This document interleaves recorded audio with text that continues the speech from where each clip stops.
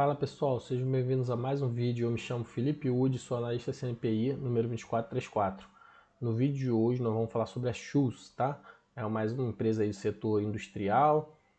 O pessoal compara muito ela com a WEG, né? Já deu algum retorno interessante.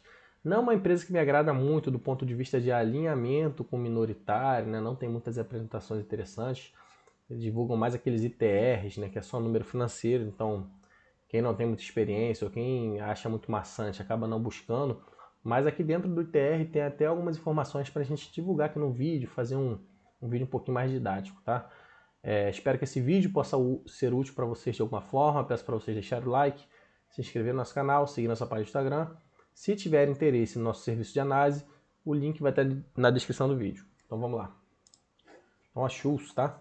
Uma empresa aí que tem esses equipamentos aí de industriais, fornece equipamento para veículos também de grande porte, né? Compressores de ar.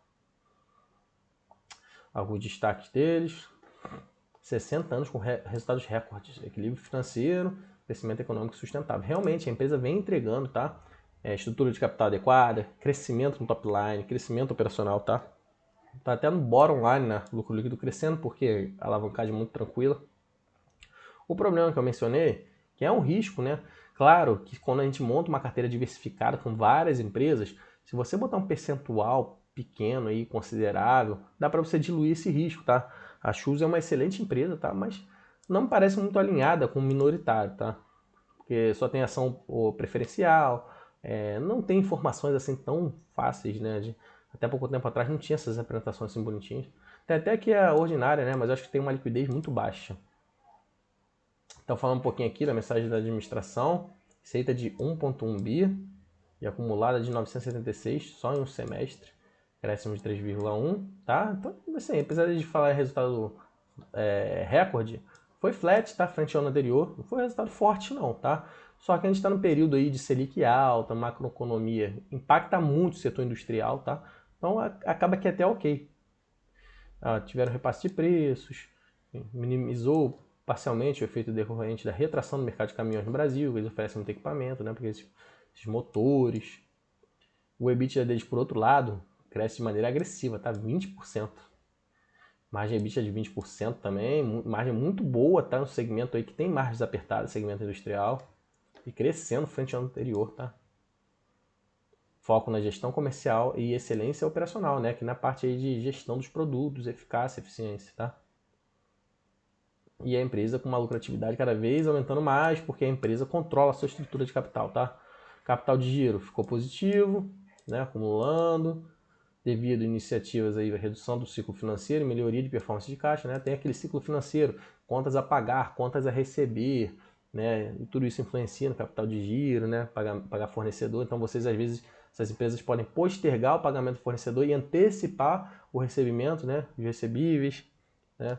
Redução de endividamento, reduziu 73%, 72%, 134 milhões.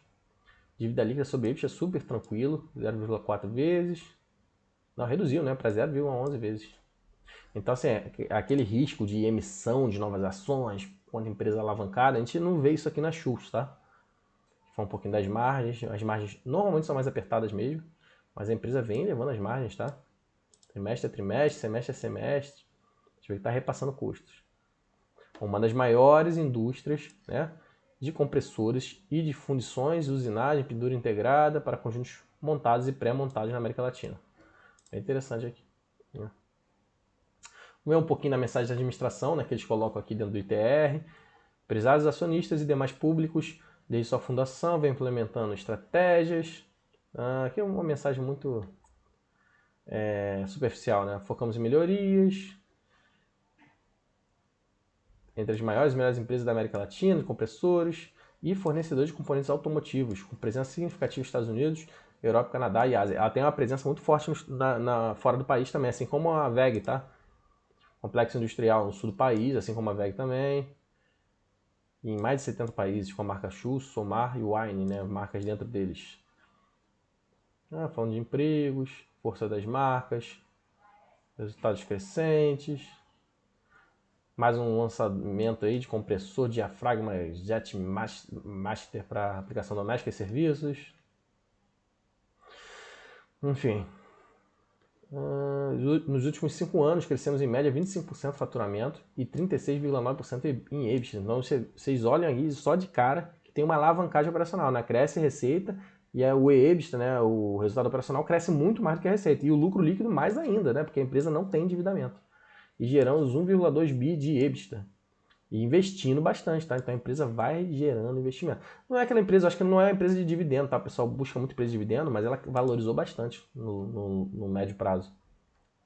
Tá aqui alguns gráficos, né? Receita de um ano para o outro, a gente vê que não cresceu tanto, tá? Ela também não é tão forte no mercado externo, a VEG é bem mais forte. Ficou meio flat aqui no mercado interno também, mas ok, para o momento desafiador, tá? Um momento desafiador super tranquilo, cair até no trimestre. Mercado industrial depende muito, fábrica, de macroeconomia baixo, né? E a empresa está até performando bem, tá? No semestre. Aqui falando das divisões, tá? Divisão de compressores. Continua bem restritivo. Mesmo assim, eles implementaram várias ações para incremento de mercado, incluindo comemoração, aniversário de 60 anos da Chus, diversificação de canais de vendas, né? Mercado externo, após um primeiro trimestre com performance excelente, o segundo trimestre se demonstrou mais desafiador. Mercado norte-americano, sinais de instabilidade de consumo devido à forte inflação, aumento de juros, é o que a gente sempre está falando, né? Então, quando estabilizar, isso daí não é para sempre, tá, pessoal? Essa queda da bolsa de valores não é para sempre. Quando estabilizar, aqui Selic estabilizando, aqui, o Brasil depende muito de outros fatores, né? Depende de guerra, depende de demanda internacional, mas o principal fator que eu vejo hoje, a gente não tem bola de cristal para saber quando vai subir. É a queda lá de inflação nos Estados Unidos e queda de taxa básica de juros lá, né? Tanto nos Estados Unidos como na Europa. A tendência é começar a melhorar, né? Para o terceiro tri, nossa expectativa é de que haja um incremento nas vendas, né? Então, vamos ver. Aqui tem a unidade da Chus nos Estados Unidos, tiveram um crescimento aqui de 13,9%, mesmo aí com essa pressão, né? Aí vendas via e-commerce, crescendo bastante, eles não deviam ser tão fortes, né? Por isso que essa base de crescimento aqui está bem alta. Vendas em lojas, Chus Store, tá crescendo bem também, 46%. Inovações, alguns produtos novos aí que eles lançaram, alguns compressores novos, já essa maquininha. Né? Então eles falam um pouquinho do catálogo, alguns compressores, né? Muito compressor que eles vendem. E aqui divisão automotiva. Divisão automotiva, apesar da instabilidade do mercado brasileiro, mantém ativa sua estratégia.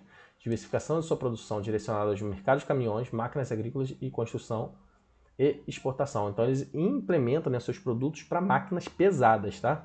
E ampliar seus negócios de revenda automotivo, mercado de reposição, né? Mercado de reposição de peças. Até semelhante à Fras-le, né? A Fras-le tem questão que vende para fabricantes de veículos, vende também para mercado de veículos usados, mas também tem a parte de venda de peças, né? Reposição de peças. Acaba uma coisa compensando a outra. Quando uma parte não vai bem, né? De venda para veículos grandes e tal, eles podem ter reposição de peças, né? E aí, de repente, buscar até um contrato de serviços de manutenção desses veículos também. E ele estava aqui, ó, busca contínua por negócios de soluções inovadoras e sustentáveis. Caminhões, aí fala um pouquinho do mercado interno. Mercado de caminhões pesados e semi-pesados. 83%, em torno de 83% do total de caminhões produzidos no Brasil. Vê se tem algum gráfico aqui para baixo. Máquinas agrícolas de construção. Viés de crescimento. Né? Quem está investindo muito nisso aqui é a Vamos, né? Outra empresa de capital aberto. Mercado externo. Atualmente, cerca de 60% do volume exportado pela divisão automotiva é destinado ao mercado europeu e 40% para a América do Norte. Então tem uma exportação pesada aí também, acaba que sendo impactado. RVA, né? São esses dispositivos aqui. Segmento de reposição de linha pesada, revenda automotiva. Enfim. Bom ritmo com recorde de venda. Essa parte de reposição normalmente vai bem quando a parte de veículos novos aí não está indo tão bem, né? Investimento, eles não têm um capex tão pesado, tá? Porque eles investem em alguns componentes que vai dentro desses veículos, esses compressores. Não é o caminhão como um todo, tá? Não é, sei lá, uma fábrica, construir uma fábrica, tá? São alguns equipamentos, claro que são caros, mas a gente vê que o capex deles não é tão pesado, tá? Eles até dividem aqui, ó, compressores é bem pequenininho, 8 milhões, automotivo um pouquinho maior, né? Porque deve ter capacidade um pouquinho maior. E mais somando aqui, ó, corporativo, alguns segmentos corporativos, deve ser para empresas que têm contratos, ou para dentro da empresa mesmo, da Chus, 49 milhões é pequenininho o investimento dele. Então, eles têm um crescimento robusto de top line, uma alavancagem operacional, controle de estrutura de capital e com capex bem controlado. Isso é como é que eu vou te dizer? Não é questão, não é ganho positivo que eu ia falar, né? Mas é uma vantagem competitiva muito interessante da Chus, porque, por exemplo, uma empresa aí, um pouquinho diferente, tá? Um modelo de negócio diferente, mas é uma Kepler Weber. Ela é uma empresa aí que ela constrói aqueles granéis, né, de armazenamento de sementes, de produtos agrícolas, mas ela gasta pouco para produzir aqueles granéis, e não é qualquer um que tem aquela expertise, que oferece serviços para aquilo, e o CAPEX também é controlado. Então é uma empresa que vai crescendo no top line, vai tendo uma alavancagem. Não tem dívida, né? Uma dívida super controlada, saudável, custo baixo. E tem um capex baixo, vai crescendo a sua geração de caixa, vai crescendo a sua lucratividade, rentabilidade ao longo do tempo, e isso daí vai dar retorno, seja em forma de valorização da ação, tá? Porque não tem como uma empresa que dava 100 milhões de lucro há 5 anos atrás e hoje está dando 1 bilhão, valer a mesma coisa, seja em forma de provento, porque se a empresa está crescendo a lucratividade, começa a distribuir mais. Aqui foi um pouquinho da receita, né, de vendas. Deixa eu ver aqui. Deu uma quedinha no segundo tri e tal. No primeiro semestre está meio flat, subindo um pouquinho.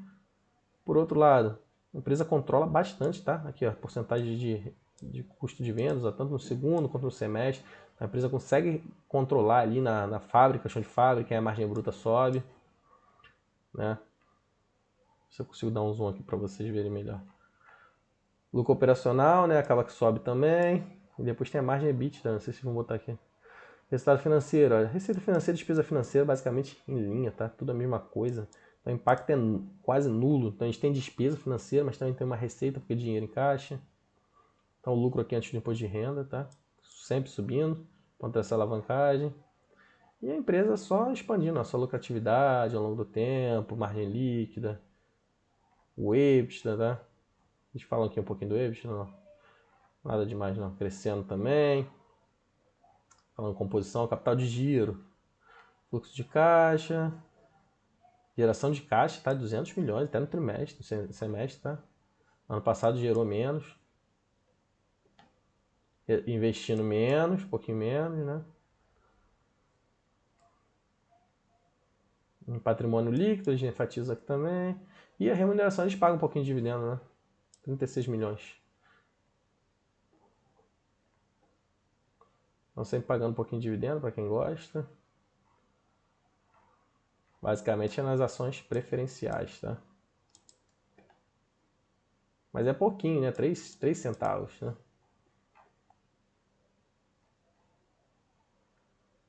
Alguns indicadores de liquidez, não é mais importante, endividamento. O endividamento deles, 700 milhões, mas eles têm um caixa aqui de 650, super tranquilo. Ainda gera aqui bastante caixa também, só esse caixa aqui já cobre o endividamento quase. E algumas métricas de valor adicionado, tem uns cálculos bem específicos, né, para saber se a empresa está conseguindo crescer, né, a sua lucratividade em relação ao patrimônio aportado pelos sócios, em relação ao custo da dívida, né, aquele spread, aquela diferençazinha. Falando de sustentabilidade, comentários, premiações. Se tem mais alguma coisa interessante aqui pra gente. Acho que não, né? Um vídeo interessante aí sobre as shoes, né? Um vídeo mais rápido. Falar um pouquinho da performance deles, tá? 2023 está até um pouquinho melhor, mas andou meio de lado aqui, base 100. A gente faz um ajuste aqui nessa base do Ibovespa. A governança corporativa é sempre importante acompanhar essas empresas que não dão como é que eu vou dizer? Um retorno tão detalhista assim para os minoritários, não dão uma atenção tão grande, tá? Ainda mais essa questão preferencial. Eu tenho o conselho de administração, mínimo de 3 e o máximo de 7, tá? Aqui tem os conselheiros e tal. A gente vê que o presidente é o cara da própria Chus, né, da família. Aí tem outro membro aqui, então fica muito na mão desse pessoal da família, né? Aqui a diretoria também é a mesma coisa. A diretoria é outra coisa. Aí mesmo, mas tem pessoas aí também. Tem o conselho fiscal.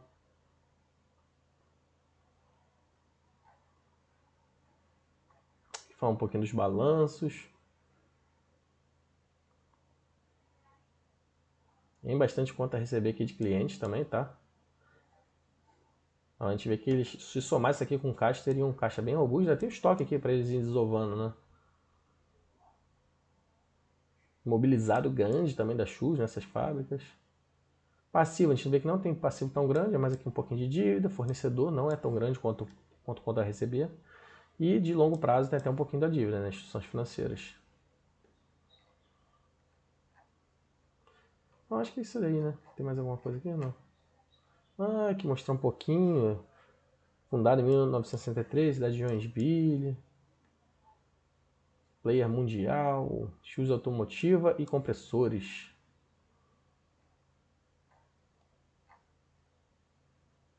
Principal lugar, ó, eles têm aqui filial nos Estados Unidos, alguns armazéns também ao longo do mundo.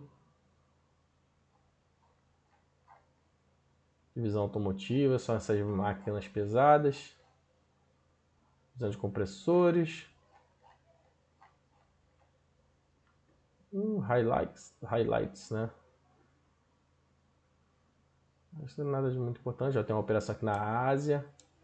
Fábrica de compressores de Xangai, China. Então eles dependem um pouquinho lá, até para exportar para outras regiões do mundo.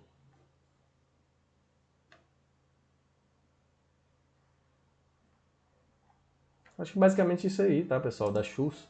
É uma empresa interessante, tá? O problema é essa questão aí de alinhamento com minoritário, um pouquinho mais complexo. Mas é uma empresa bem legal. Vou botar aqui numa tela aqui inicial. E pra gente estar sempre acompanhando aí de perto, tá? Eu acho que é arriscado investir numa empresa dessa por conta desse custo aí de não ter uma transparência tão clara, alinhamento com o minoritário, querer sacanear em algum momento. Mas se você quiser botar numa carteira bem diversificada, se já tiver uma carteira montadinha, botar percentuais aí pequeno da Chus, eu acho que cabe bem. Só que é uma empresa que já valorizou bastante, né? Então tem que sempre tomar cuidado para tu não comprar no pico.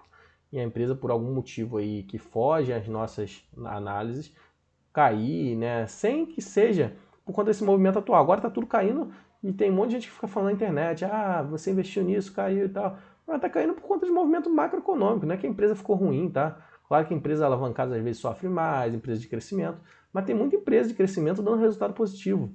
Então não é por conta disso, né? Mas às vezes tem fatores que fogem, né? O Ambipar, por exemplo, que era uma empresa promissora, anunciou aí uma diluição absurda. Isso daí realmente é algo ruim, mas que foge do nosso controle. Como é que a gente vai adivinhar que a empresa vai emitir dessa forma no movimento de baixa? Mas assim, é uma empresa boa, vem entregando retornos ao longo do tempo, uma empresa grande, né, mundialmente. Pessoal, espero que eu possa ter colaborado com vocês. Peço para vocês deixarem o like, se inscreverem no nosso canal, seguir nossa página no Instagram e se tiverem interesse no nosso serviço de análise, o link vai estar na descrição do vídeo, tá bom? Forte abraço a todos.